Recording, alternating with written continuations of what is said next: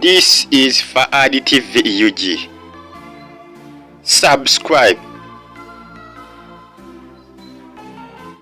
Faadi TV UG mbaniza na kusaba mbi osubscribinge ku YouTube channel yaffe na tosikalenga otufollowinga. Wantu bana mawuli agabaga tambula kwa sinago agabaga kagwawo tukola okunonyeza okusigika ku mawuli ge tuba tusa kwano ku Faadi TV UG. Kyonno kwa kusikalanga otufollowinga ate osubscribinge ngenda kusaba mbi onyeke akade ojjako ofuna notification buli video itunateekanga yo ku YouTube channel yaffe ya Faadi TV UG. Genyigiddewo nago gakwatagana ku Suzan Makula. Ensonga za Suzan Makula ko Pasa Jesica Kayanja zikutte wansi ne waggulu bigenzeemu ne Kooti byeyongedde okulanda. Suzan Makula abitaddemu ne Kooti. Suzan Makula agenze ku mukutu gwe ogwa Twitter n'agamba nti agenda okulabikanga yeekubye endulu mu Kooti alope mukyala Pastor Robert Kayanja goso kwita Jesica Kayanja olw'okuvaayo n'amuvuula n'amulangira obulogo. Suzan Makula ategeeza nti Pastor Jesica Kayanja okwogera ebigambo bino sigamba nti kibadde abinako obukakafu nedda yamaze googera yagambye alina okubita ebyawali mu maaso g'omulamuzi era Suzan Makula ategeeza nti wakwekubira endulu mu Kooti olw'okumusalako kalebule Pastor Jesica Kayanja mbu gwe yamusazeeko simanyi wa gye binaggwera ebintu by'abantu bano ababiri simanyi wa gye binaggwera naye nga Suzan Makula olunaku lwezibadde ssaawa nga 5 ez'olunaku olwaliro agenze ku Twitter account ye ku mukutu gwe ogwa Twitter n'apostinga n'agamba nti Pastor Jesica Kayanja ateekwa okutebya ebigambo bye yayogedde mu video gye yakoze ng'amulangira okubanga yaloga Pastor Bugingo n'okumutuusa okulabika nga kisajjasajja mbu n'okubanga takyagana kulaba ku baana be wadde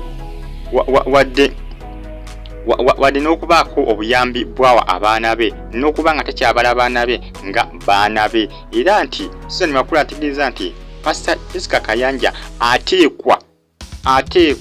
okubitebya maaso g'omulamuzi akakase nti kituufu yamulaba nga aloga Pastor Bugingo ye bwe yali amuloga bwe yali agenda ew'omusawo omuganda gwe yagambye nti gye yalogera Pastor Bugingo nti bagenda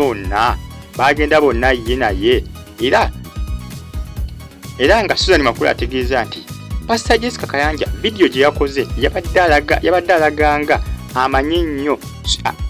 nnyo Suzan Makula nti era yatuuse okugamba nti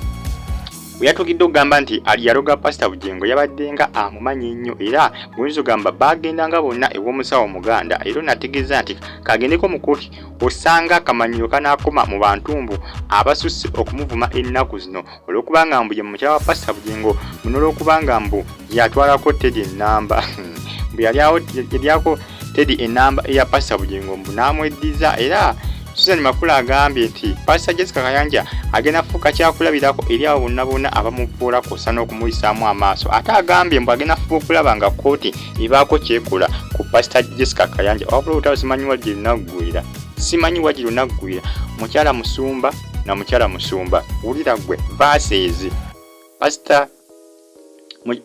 mukyala wa Pastor Bugingo verses mukyala wa Pastor Robert Kayanja binaggwerawa gosubira binaggwerawa bino ebintu binaku olukya byeyongera kulanda byatandise ng'ebisaka kati babiyingizaamu Kooti ate nga Suzan Makula ategeeza nti agenda kufuuka okulaba nga awangula kino atisitiko Jesica Kayanja bamusibe oba si ekyo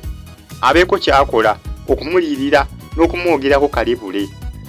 Suzan Makula agambye akooye kalebule akooye abantu abamwogerako kalebule ataliiko mutwe n'amagulu abakooye kussa n'abo abamuvuma n'okumuyisangamu amaaso ng'omwana omuto. Agambye mu kifo ky'okumukolako obulabe bonna Pastor Jesica Kayanja kagende mu Kooti yeekubira omulanga osanga Kooti inaabaako kyekola kuba ye mbu akooye okumuvoola lwakuba ate Suzan Makula yeerabidde nti omusajja gw'alina si musajja we si bbaawe Pastor Bugingo kuba Pastor Bugingo tayawukananga na Teddy Bugingo yabigaana ebya Pastor Bugingo okwawukana naye kino kiraga nti Suzan Makula omusajja gwali naye si musajja omutuufu gwateekeddwa okuba naye kituufu g'amazima si musajja omutuufu gwateekeddwa okubeera naye ono omusajja gwali naye musajja mufumbo era Suzan Makula agambye abitadde ku Twitter ku mukutu gwe ogwa Twitter gyabipostinze era gyembisoma mbijja agambye nti Pastor Jessica Kayanja yamulangidde n'okubanga mbu malaaya era bino byonna agenda kubitebya abulire Kooti wajja yamulabanga yeetunda ye wajja yalaba nga agenda okuluga Pastor Bugingo nga amulungira eddagala n'alimuteera mu byokulya era agambye nti Pastor Bugingo mwana muto ye yamusalirawo buli kimu okutugamba nti nno yamuloga yamuletera n'okusalawo buli kimu mbu yamukaka okulabika nga asalawo buli kimu n'okumukyayisa abaana be binaggwa kati bino simanyiwa gye binaggwira nengenda kusaba osubscribing ojja kuba toswazi updates zonna zinja kuba ngezaako kubinoonya ebinaba bibitambulirako wagye binaggwera Kooti enasalawo ki Suzan Makula ng'agenzeeyo gusubira Suzan Makula anaawangula Jessica Kayanja temusubwa fa ADTV UG mu subscribing nja kubamba wazi updates mweraba